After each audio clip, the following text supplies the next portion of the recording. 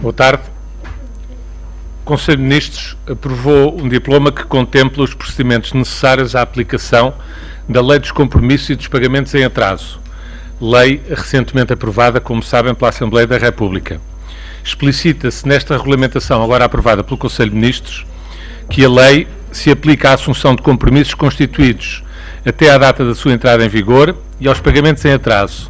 São também especificados alguns dos conceitos previstos na referida lei, nomeadamente os conceitos de dirigente, de gestor, de responsável pela contabilidade, os quais se revelam de enorme importância na delimitação de responsabilidade quando se verifique a violação desta legislação. Foi aprovado também hoje no Conselho de Ministros um diploma que regulamenta o Fundo de Regularização Municipal, por forma a proceder-se à sua adequação ao disposto na Lei do Orçamento do Estado, determinando a prioridade às dívidas aos fornecedores a pagar através deste Fundo de Regularização. A Lei do Orçamento do Estado para 2012 estabelece que o Fundo de Regularização Municipal seja utilizado única e exclusivamente para proceder ao pagamento de dívidas a fornecedores por parte dos municípios, cujos montantes das transferências orçamentais hajam sido retidas nos termos da lei em vigor.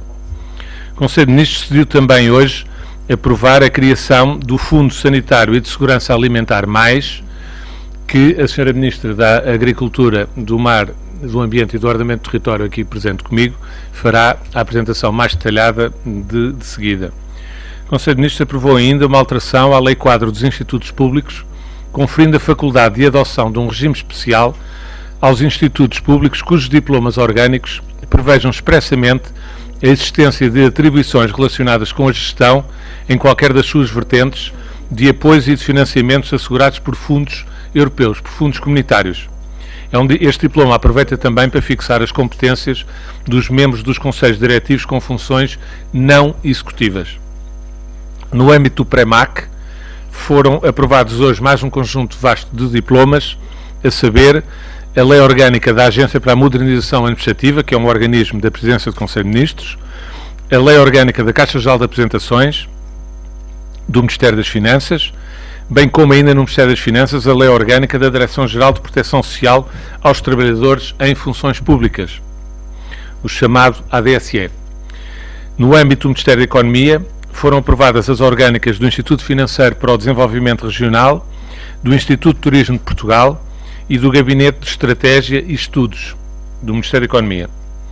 O Conselho de Ministros aprovou também um diploma relativo à instituição de um sistema comunitário de acompanhamento e de informação do tráfego de navios, transpondo mais uma diretiva comunitária sobre esta matéria. Trata-se de um diploma que atualiza os requisitos de instalação a bordo de sistemas de identificação automática e sistemas de registro de dados de viagem, definindo ainda o âmbito da dispensa de instalação desses equipamentos no caso de navios de passageiros em viagens de muito curta duração. O Governo aprovou, por último, a classificação como Monumento Nacional da Fortaleza da Torre Velha, também designada Torre de São Sebastião da Caparica, situada no lugar de Porto Brandão, freguesia da Caparica, aqui ao lado, no Concelho de Almada. O Conselho de Ministros decidiu, por último, então sim, proceder à recondução de 6 membros do Conselho Nacional do Ambiente e Desenvolvimento Sustentável, bem como a nomeação de 2 novos membros para este Conselho Nacional. Eu passo a palavra à Sra. Ministra da Agricultura para vos fazer a apresentação do diploma que aprova a constituição do Fundo Sanitário e de Segurança Alimentar Mais. Muito obrigada, muito boa tarde. O Governo decidiu criar com este diploma um fundo que lhe chamamos de Sanitário e de Segurança Alimentar Mais, que reúne dentro deste fundo um conjunto de taxas que já existiam e que existem no sistema e que impendem sobre a produção e sobre a indústria, e juntar-lhe uma nova taxa, a taxa Segurança Alimentar, que esta sim incidirá sobre a área da distribuição, da grande distribuição, e com isto repartimos ao longo de toda a cadeia alimentar aquilo que são os custos com os nossos planos de sanidade e planos de segurança alimentar. Estes planos são obrigatórios, há um conjunto de ações que o Estado português tem de desenvolver, porque precisamente visam garantir a segurança alimentar dos produtos, visam proteger o consumidor, garantindo que o que consome está sempre em boas condições. Como é evidente, tudo isto é oneroso e até agora nós tínhamos a contribuir para este esforço de despesa essencialmente taxas que incidiam apenas sobre a produção e sobre a indústria. Entendeu o Governo que era útil repartir, numa lógica de responsabilidade partilhada, todos estes custos e, no caso, chamar também a grande distribuição a participar no esforço financeiro necessário para podermos ter todos esses programas de controle e de segurança alimentar feitos atempadamente. Essencialmente, o que se trata é então de juntar como fundo gerido pela Direção-Geral de Alimentação e Veterinária, portanto também novo organismo saído da reestruturação do Ministério, que tem as duas vertentes, juntar na direção dessa Direção-Geral o fundo, que tem todas estas componentes e que passará a garantir uma estabilidade financeira para acomodar todas as ações que têm de ser realizadas e com isso dar mais garantias aos consumidores.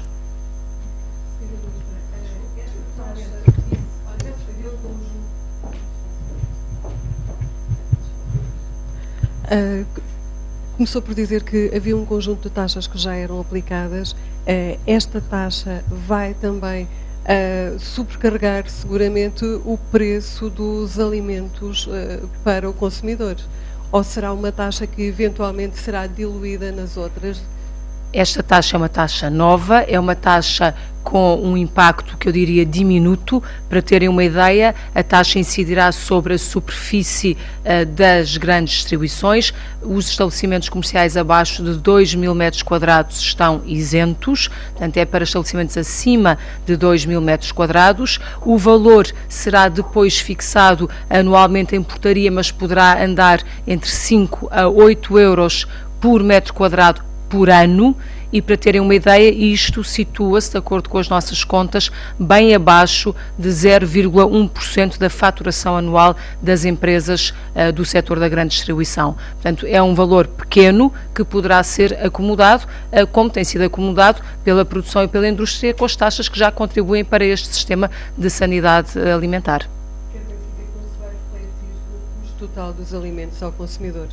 Dependerá naturalmente daquilo que for a capacidade de absorção por parte da distribuição, mas posso dizer que, olhando para toda a cadeia, porventura são os que estão em melhores condições de absorver essa pequena taxa, que, como digo, tem uma expressão muito pequena comparando com o volume anual de negócios deste setor.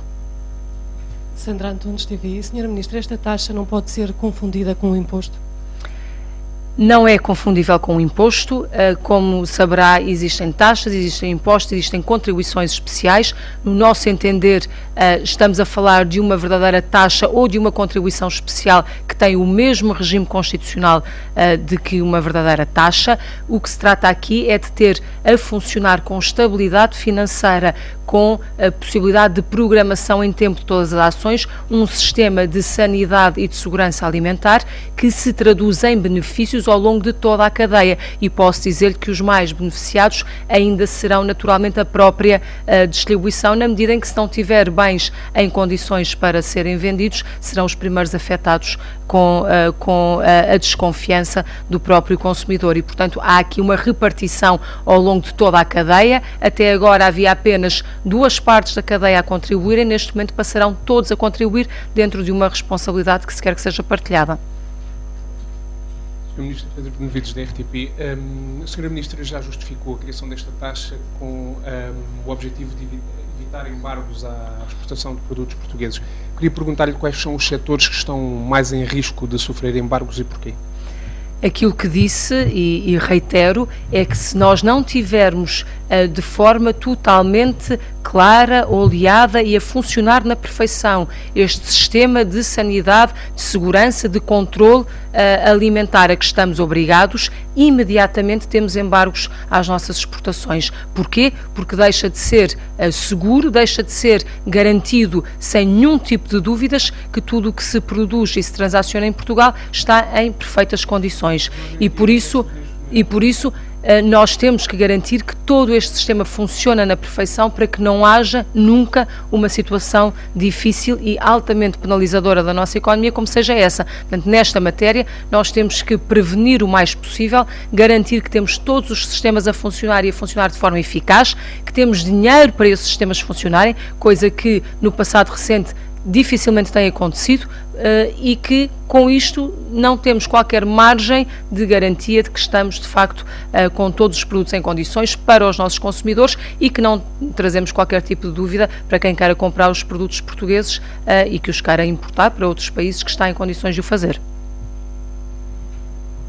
Raquel Rio, da agência Lusa. Eu queria perguntar quanto é que o Estado prevê poupar com esta medida, uma vez que isto são planos obrigatórios, qual é a poupança do Estado passando esta taxa para a grande distribuição? O que nós pretendemos com isto é ter a certeza que temos dinheiro para fazer tudo o que precisamos fazer. O que eu lhe posso dizer é que no passado recente foram sendo acumuladas dívidas em várias áreas, por exemplo, às organizações de produtores pecuários, às OPPs, que fazem uma grande parte deste trabalho por não haver verba suficiente em orçamento de Estado para poder acomodar estes planos de saúde. Nós estamos, ao mesmo tempo, a rever todos os nossos planos para garantir que fazemos tudo o que é necessário, mas apenas o que é necessário, porque em alguns casos também se verificou que estaríamos porventura a ter controles ou análises excessivas. Isso tudo está em revisão e tivemos um novo plano aprovado agora no final de março pela Comissão Europeia, que já introduz algumas melhorias no próprio sistema, porque não obriga a um excesso às vezes de informação que era recolhida. Portanto, isso por um lado, tentar fazer tudo o que é necessário, mas só o que é necessário. Por outro lado, garantir que temos a totalidade dos meios financeiros para fazer isto que é absolutamente necessário e imprescindível. E, portanto, a questão é termos montado um sistema perfeitamente estável, perfeitamente previsível, com verbas necessárias para irmos sempre tendo estes controlos e esta qualidade assegurada. Boa tarde. Lígia Simões, do Diário Económico. Sra. Ministra, eu presumo que houve aqui uma alteração dos critérios onde incide a taxa, nomeadamente a área das unidades comerciais. Gostaria de saber se foram em conta o pedido da CCP, porque esta alteração, qual o montante que estimam para o fundo e qual a dívida às OPPs e às EDS e quando é que estimam que venha a ser paga. Uma última questão. Deixe-me escrever, porque pois... Tem insistido muito na questão da segurança junto dos consumidores. Eu gostaria de saber se de alguma forma tem havido algum alerta que os alimentos, nomeadamente a carne, são seguros e se isso também não teve na base esses potenciais riscos no futuro de apressarem estes planos de criação de uma taxa de segurança alimentar. Tentando responder a todas as suas perguntas, dívidas às OPPs sobraram do ano passado 4,5 milhões de euros de dívida. Pagámos uma parte, a dívida era maior, mas a dívida vai sempre acumulando, porque o sistema mantém-se, porque há entidades que vão continuando a desenvolver as ações mesmo quando o Estado não tem verba para lhes pagar. E é isso que nós queremos, de uma forma bastante eficaz, terminar. Queremos que as entidades façam os controlos, mas que sejam pagas por esses controlos e que não haja dívidas a crescer. Segunda questão, quanto vai para o fundo vem de todas as taxas que já estão criadas e desta agora, que ainda será afinada de acordo com o valor e, portanto, poderá ser mais ou menos, mas estaremos a falar na sua totalidade de um fundo de poucas dezenas de milhões de euros.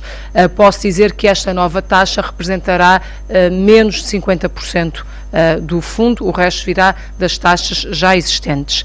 Em relação à área em causa e aos estabelecimentos que estão isentos, como eu tinha dito na altura, havia um documento de trabalho a ser conversado com os parceiros sociais e naturalmente que estes ajustamentos foram feitos na sequência do trabalho interno do Governo e também das conversas que foram sendo realizadas com os parceiros sociais. É esse o sentido de podermos discutir previamente estes diplomas e, portanto, a evolução refletiu esse trabalho, que era um trabalho em marcha, como eu tive a oportunidade de dizer na altura, era um trabalho em progresso e hoje está concluído e, portanto, houve esses ajustamentos.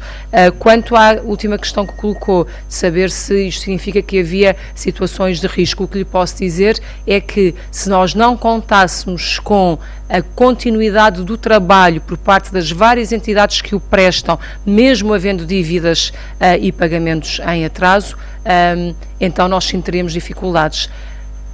Com esta taxa, com a criação do fundo que junta todas as verbas e todas as taxas e permite também, ao mesmo tempo, como eu dizia há pouco, conjugar com planos mais realistas e seguros, mas apenas cingidos ao que é estritamente necessário, nós poderemos então pagar, como aliás tem sido a preocupação do Governo em todas as áreas, não deixar acumular dívida, ter o trabalho feito, mas também ter o trabalho devidamente pago como deve ser. O que eu lhe digo é, se as entidades que colaboram parassem de fazer esse trabalho, haveria o risco. Até agora temos tido a compreensão de todas as entidades, seja organizações, seja empresas, a trabalharem mesmo quando sabem que não há verba suficiente para acomodar estas matérias. Aliás, esta foi uma questão que foi debatida no Parlamento por mim e com os senhores deputados em outubro, quando apresentei o orçamento para esta área.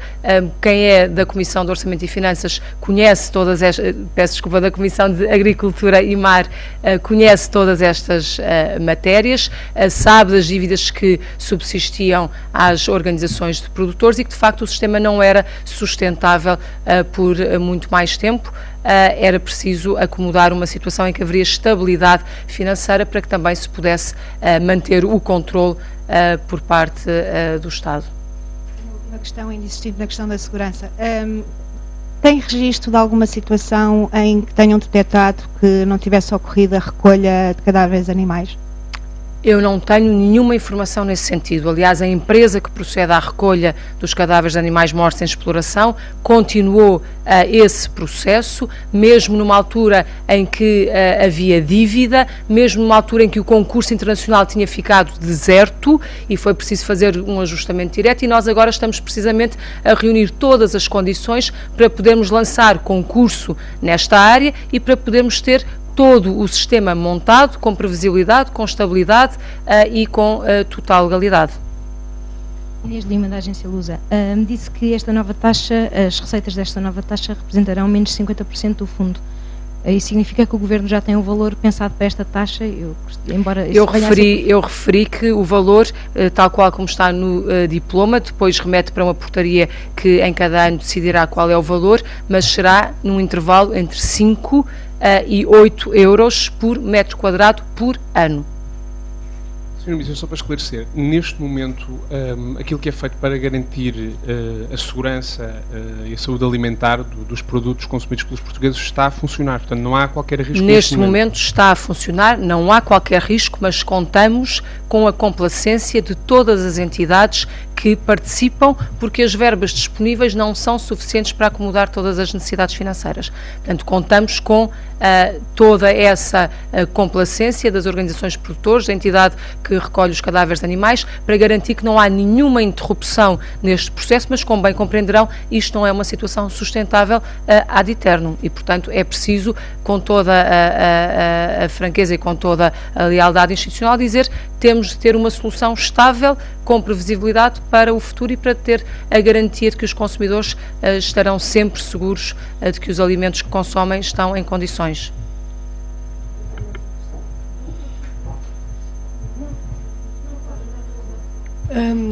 Não é sobre esta taxa, eu pergunto-lhe, uma vez que eles teve reunido o Conselho de Ministros, se o Governo ficou preocupado com as declarações ontem do líder parlamentar do PS, que disse, falou em ruptura democrática.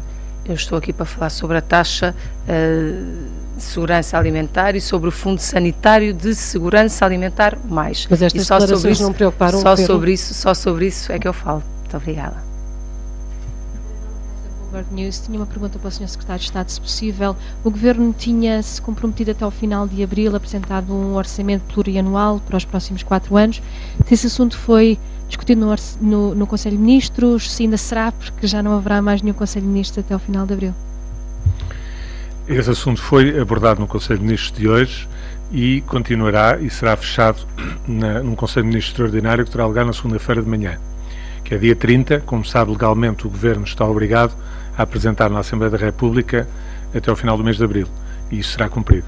E, portanto, esse dossiê será encerrado no Conselho de Ministros extraordinário de segunda-feira. Maria Lopes, do Jornal Público, uma pergunta para o Sr. Secretário de Estado.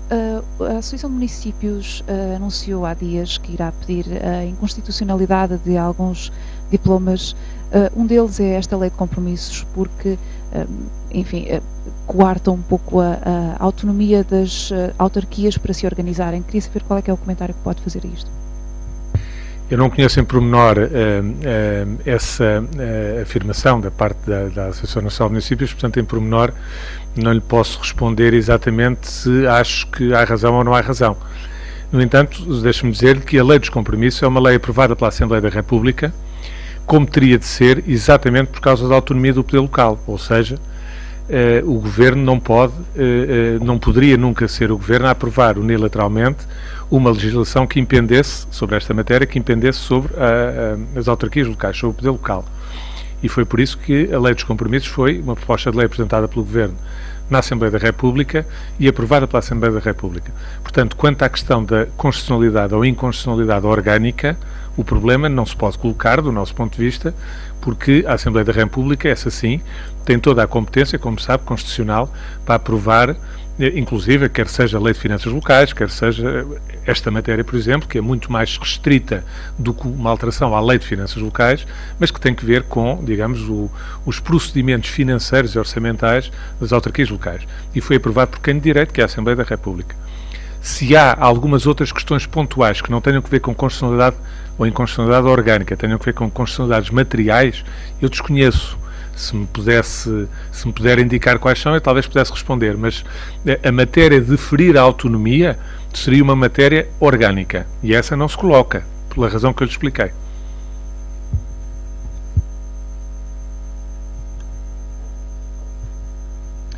Falava-se que a questão das empresas municipais, o projeto de lei das empresas municipais iria ser discutido nos Conselhos de Ministros. Foi discutido? Chegou-se a alguma conclusão? Não foi discutido?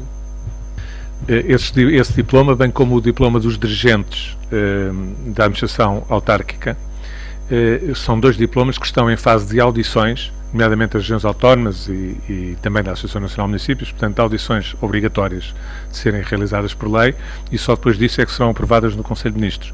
Hoje no Conselho de Ministros não estiveram. Eventualmente, não tenho a certeza, mas eventualmente, a partir da semana que vem, essas audições, não sei agora dizer-lhe de cor o prazo dessas audições, ela está em fase de audições, e depois de terminada a fase de audições é que será aprovada em Conselho de Ministros.